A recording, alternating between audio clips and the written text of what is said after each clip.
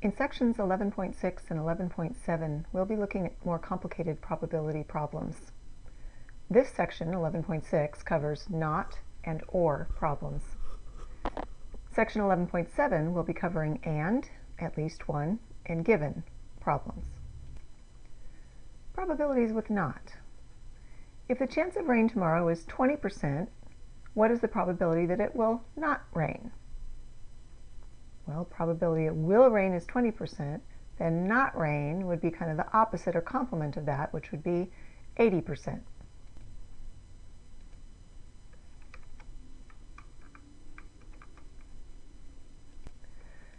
This is the idea of complement that we discussed in Chapter 2 for sets. A set and its complement together equal all possibilities, the entire sample space, which has a total probability of 1, or 100% in percent form. So for the formula that an event, call it A, like rain, will not occur, would be found by taking 1 minus the probability that A will occur. Or in percent form, this 1 would become 100%, which is what we used up here, the rain problem. Example 1 says, if one card is selected from a deck, what's the probability that the card is not a club? Looking at our sample space, there are 13 clubs in the deck. So the probability that the card is a club will be 13 out of 52, which reduces to 1/4. So the probability that a card is not a club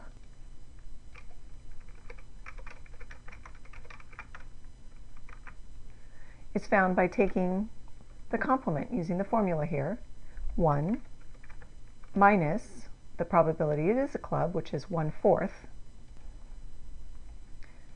which equals 3/4.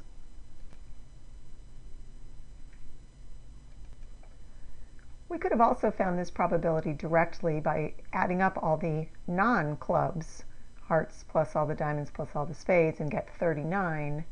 So we could have done 39 out of 52, which would also reduce to the same answer, 3/4.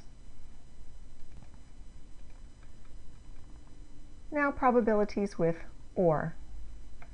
One card is drawn from a deck. Compare these or situations.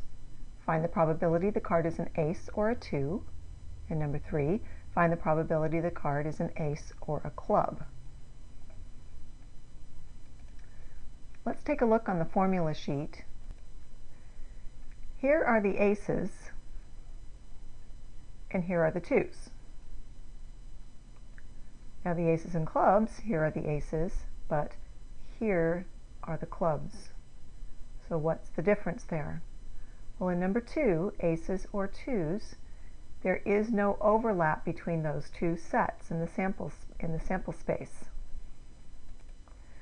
That is, any given single card cannot be both an ace and a 2 simultaneously. It can only be one or the other. A situation like that, the sets are said to be mutually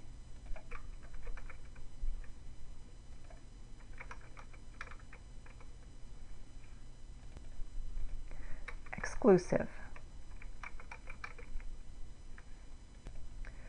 That means there's no overlap between the two sets, which means that there's no intersection between them. So using the language of set theory, we would say that the intersection is empty, since there is no intersection between those two. The intersection is the empty set. But for number 3, ace and club, the aces and the clubs, there is a card that is both an ace and a club simultaneously, the ace of clubs. So these are not mutually exclusive sets. The intersection is non-empty. We have a card in the intersection. If the sets are mutually exclusive, like in number 2, we can simply add the probabilities. So for number 2, the probability the card is an ace or a 2, we can just add probability of an ace plus probability of a 2, which will be 4 out of 52 for each of them.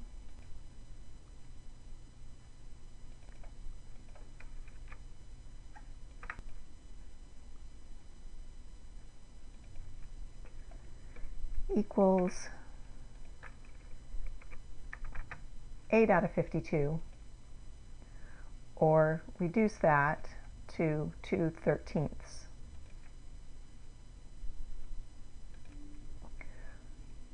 But if there is an overlap, like on number 3, if we just add like this, we'd end up double counting any items in the intersection. So we're going to need a formula. For the formula probability A or B, we can start out the same way by adding probability of A plus probability of B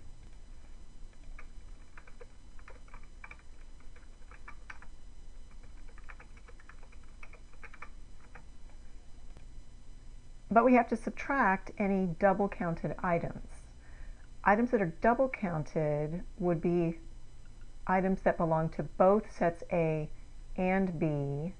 So we have to subtract the probability it belongs to both sets, which would be called the probability of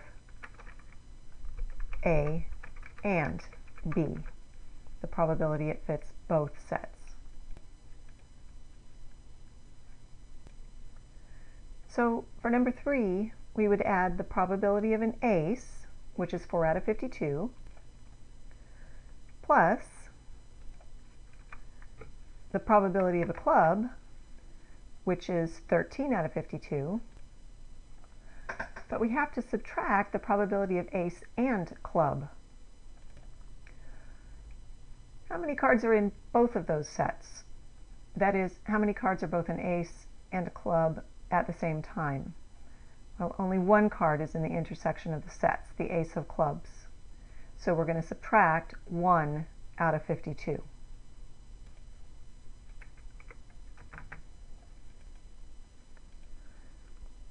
That gives us 16 out of 52, which reduces to 4/13.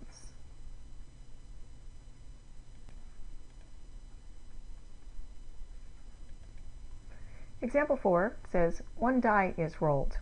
Find the probability of rolling an even number or a number less than 5. Well, the sample space would be 1, 2, 3, 4, 5, and 6. So, even number. Well, there are 3 even numbers, 2, 4, and 6. So the probability of an even would be 3 out of 6. Plus, now less than 5. Well, there are how many numbers less than 5?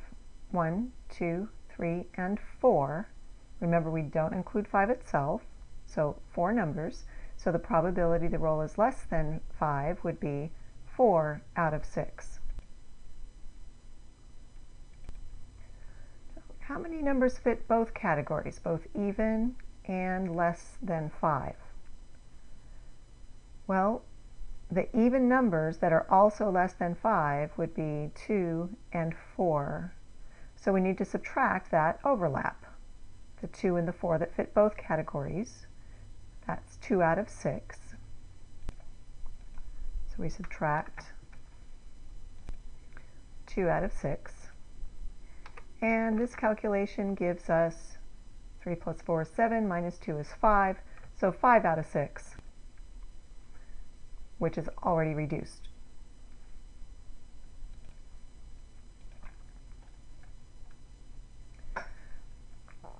Example 5 says, in a particular neighborhood of 60 homes, 35 of the homes have children, 22 have pets, and 15 have both.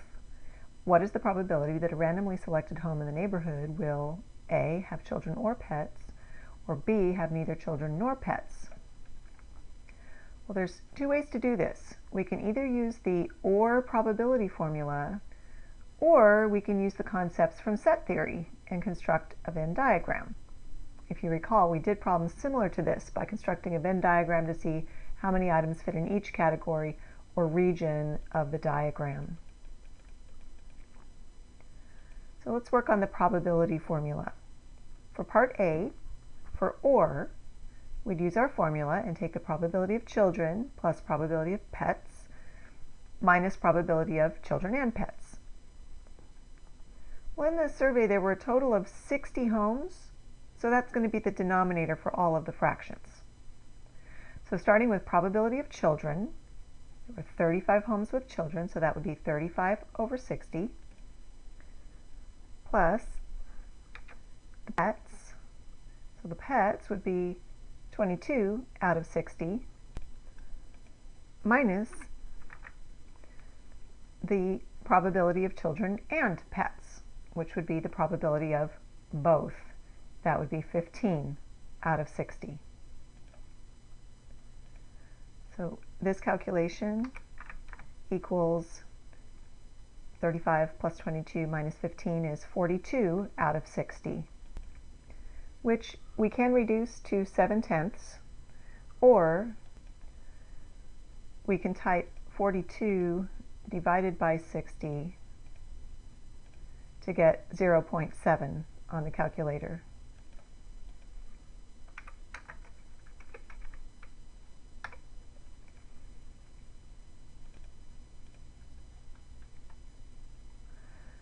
For part B, the probability the home has neither children nor pets, well, that would mean that they do not have children or pets.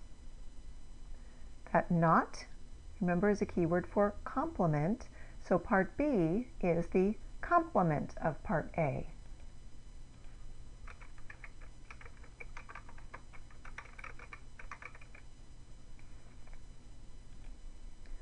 So not, so we're going to use the probability not formula.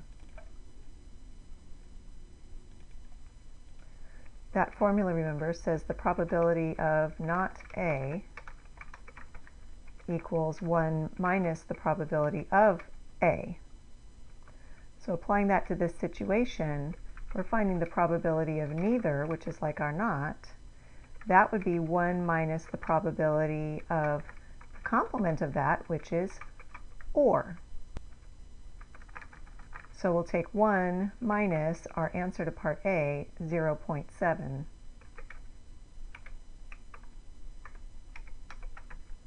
which equals 0.3.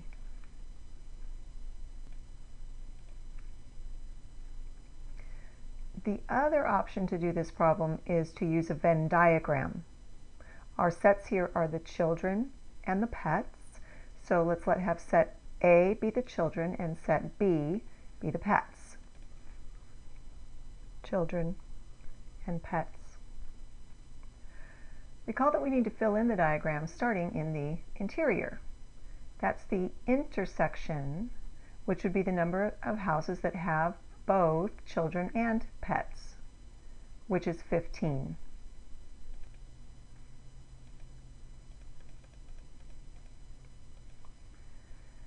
Reading the information in the problem backwards, which is usually convenient for filling in the diagram, we see 22 homes have pets.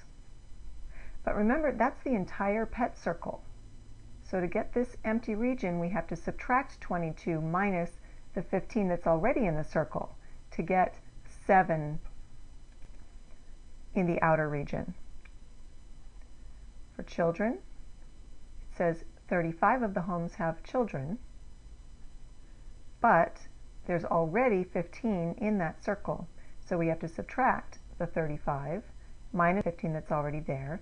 So there are 20 that have only children.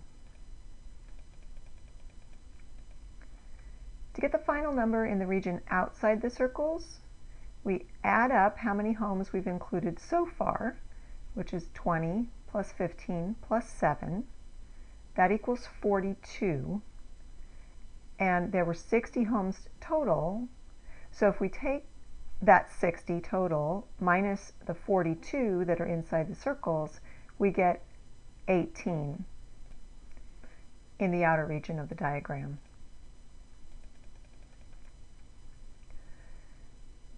To answer these questions, for probability, we will have to convert the answers we get from the diagram into probability fractions, and that's by dividing by 60, the total number of houses, just like we did in the other option. Well, for part A, we're looking for the probability of children or pets. Remember from set theory now that or is a keyword for union. That's both the circles together. That would be 20 plus 15 plus 7, which would equal 42. But remember, we need to change it into a probability. So the probability would be 42 over the 60. Or in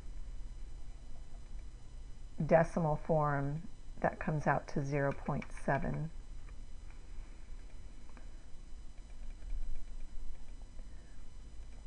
For part B, the probability that the home has neither children nor pets, well, in our diagram, that would be the homes that are outside both of circles. Neither children nor pets is out here. There were 18 homes there. So the probability of neither children nor pets would be 18. But then turn it into a probability by dividing by the total of 60, which on a calculator, 18 divided by 60 gives us 0.3.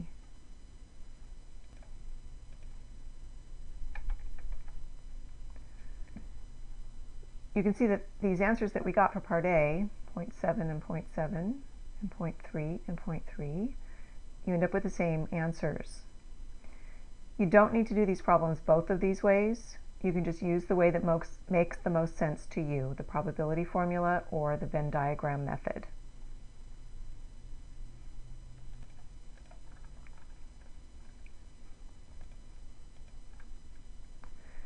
Sometimes information will be categorized in a table. In this example, patrons of a restaurant were surveyed about the restaurant's service. The results were summarized as follows, and they show in the table, they break down by the meal they had, breakfast, lunch, dinner, and how they rated the service. Service good, service poor. So perhaps the manager of the restaurant might be comparing the breakfast staff with the lunch staff, etc.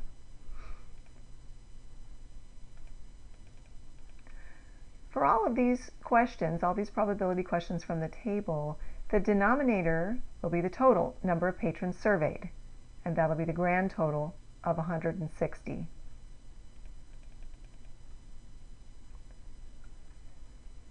For number 6, the probability that the patron rated the service as good, well, that would be the number that said good over 160.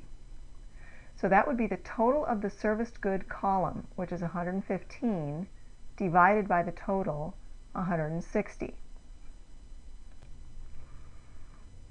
I don't want to reduce a fraction that big, so I'll use a calculator to divide. 115 divided by 160 equals 0.71875.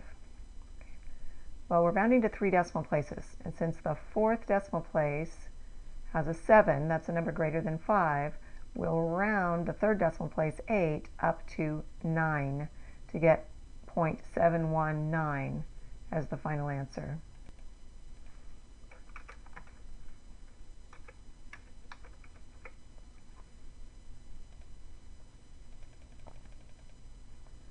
For number 7, the probability the patron was a lunch patron that rated the service poor, we only want the patrons that fit both of those categories because we want a lunch patron who rated the service poor. So we'll look in the lunch row and take the number in that row that rated the service as poor, which is 15 patrons, or lunch patrons that rated the service as poor. So we'll take 15 over 160, which divides to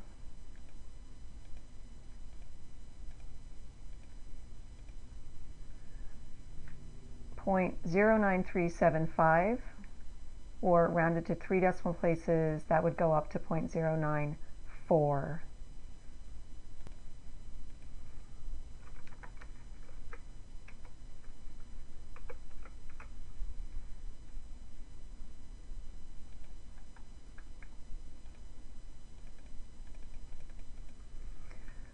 For number 8, we'll need to use the OR formula because it says breakfast or lunch.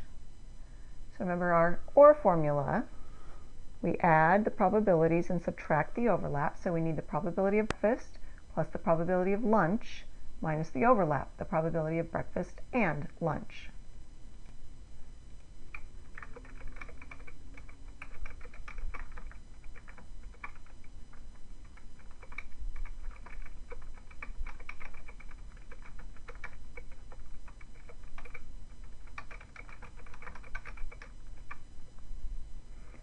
Well, for probability of breakfast, the total of the breakfast row is 25.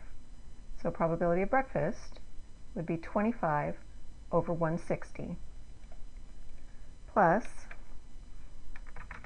the probability of the lunch row. Probability of the lunch row is 65 over 160 minus the overlap. But we'll assume that everyone only ate either breakfast or lunch, not both. So the overlap would be 0. So 25 over 160 plus 65 over 160 minus 0 equals 80 over 160.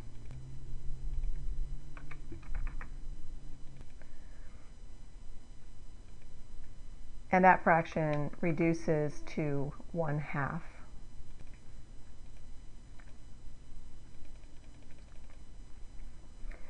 Even though the overlap here was 0, it's a good habit to include it in your calculation so you don't forget to subtract the overlap when there is one. Forgetting to subtract the overlap is a common error on tests. For number 9, probability the patron ate lunch or rated the service as good. Since it's OR, we need to use the OR formula and add and subtract the overlap. So we need the probability of lunch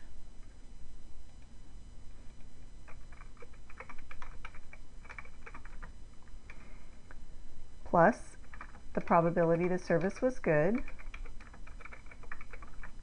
minus the overlap. That's the probability they ate lunch and rated the service as good.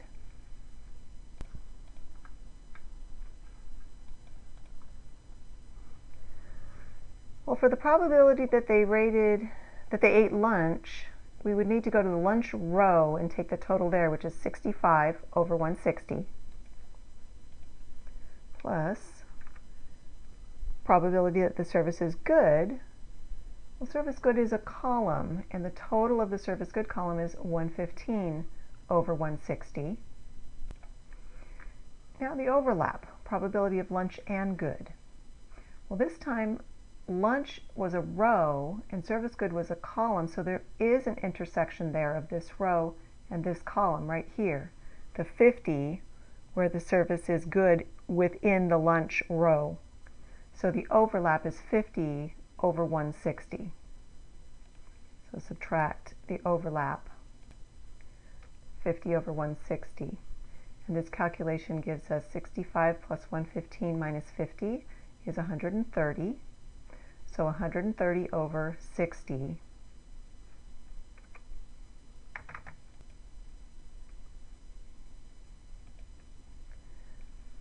which on the calculator divides to 130 divided by 160 equals 0.8125 or to 3 decimal places, we would round up to 0.813.